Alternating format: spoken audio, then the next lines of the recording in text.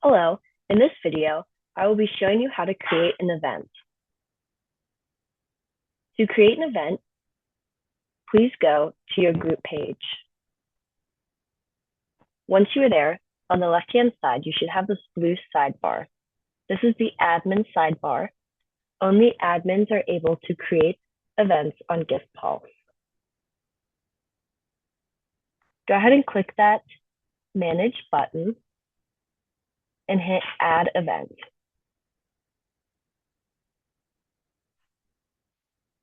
Here, it'll walk you through what to do. So I'm going to put in a title, a description of my event, a cover image of my event. I can choose some of the options here below, or I can upload a new image here. The admin of the event. Remember, whoever is admin of the group should also be the admin of the event. The event type. I like to say that if it is a fundraiser or a learning event, you would do events, or if it is community service or anything that involves physical labor, I do volunteer events. Pledge and ticketed and project are mainly not to be worried about with community organizations. For the frequency, there's 3 different options. We have single one-time, multiple occurrences, or ongoing and open. If your event is just one day, then you can click single on time. If your event is multiple days, you can collect multiple occurrences. If your event is going on for a semester, which we usually use for courses here at Slippery Rock University, then you would click ongoing or open. Most community organizations do not have to worry about clicking ongoing or open, even if they are partnering with a course. If you click multiple occurrences, it's going to ask 2 different questions, shifts or time slots.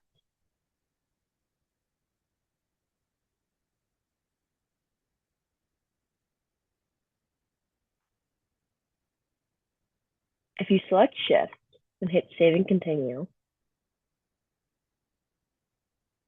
you are able to add different types of shifts that people can sign up for at different times throughout the day or days.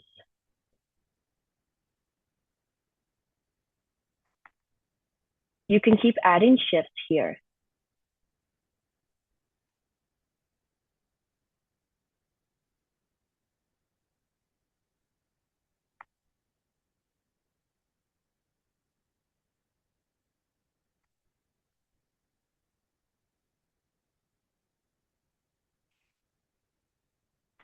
If you select time slots,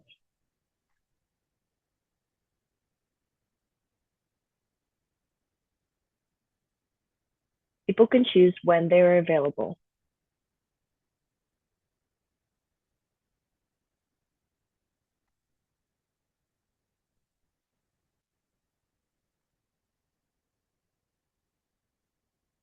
If you choose single/one time, it skips those steps and brings you straight to details. This is where you would put in the event start date and time, how many people you would like for this event to help out, if it's virtual or not, where the event is, and if there is any address notes. For example, if your event is at a local coffee shop, you would put in the address right here, and then in an address note, you would put the name of the coffee shop that people are familiar with.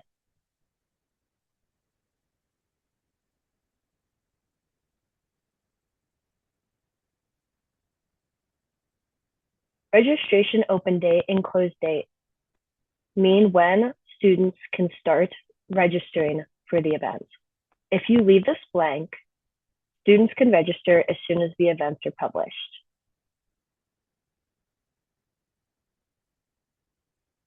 Always leave the cancel deadline anytime before the event starts. click Enable Waitlisting. This is so that if people cancel and there are people on the wait list, they will automatically fill in.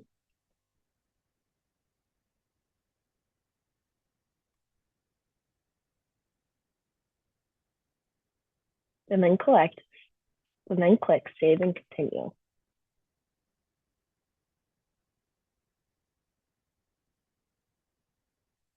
There are now going to be two different types of forms. There is a registration form and an impact form. Right here is the impact form. The registration form are questions to ask before the event starts, and the impact form are questions to ask after the event has ended. Examples for the registration form are t-shirt sizes, emails, if this registrant has access to transportation. To use this area, you would want to select what you'd want to do. For example, if I wanted to ask what a t-shirt size was, I would drag over radio list.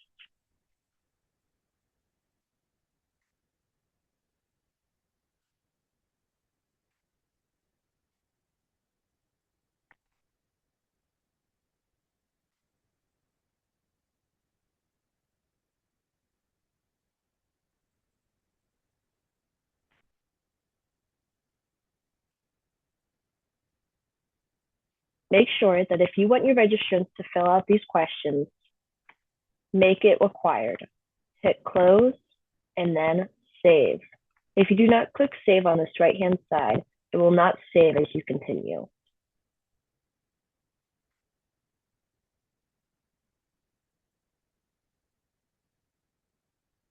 For the impact settings, you want it to look just like this.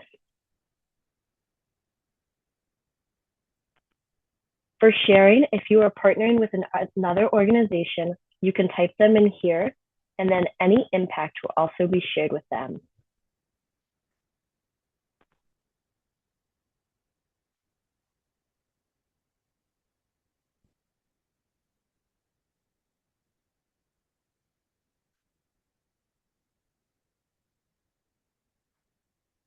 These are where the impact questions are located.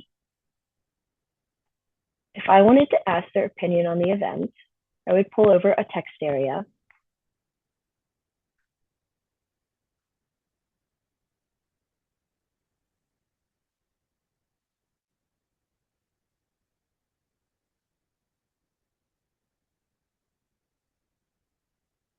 And then make it required.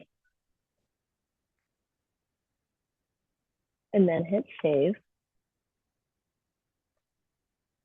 You can keep adding more and more questions that will let you. The basic free version of GivePulse will only let you do so many. Then you can click event settings. And this is the real nitty gritty of GivePulse. Many times you will not need to check anything in here. If you have an age limit, you can check it here. If you have requirements such as a background check, fingerprinting, you can check it here. Requirement details, you can put in right here. Parking details, you could say park in the back parking lot. Or if they need a parking pass, you could add a link so that they can register for that parking pass there. You can leave all of these on and then save and continue. Now, for your causes, SDGs, and skills, it should all pull over from the group that you created. Whenever you created your group, it asked you these questions as well. If your event is supporting the same thing as what your group is supporting, then you do not have to check anything else. If your event is supporting something new, you can find it here and select it. Same for SDGs. And same for the skills that you are looking for. Once that is done, you can publish your event. You can also view your event before you publish it to make sure that everything looks good.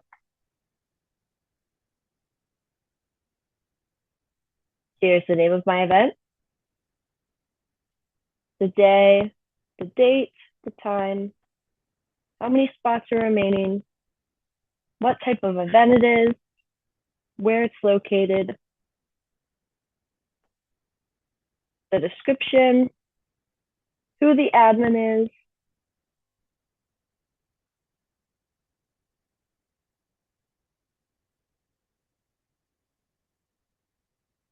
and this is the end of the tutorial. Thank you.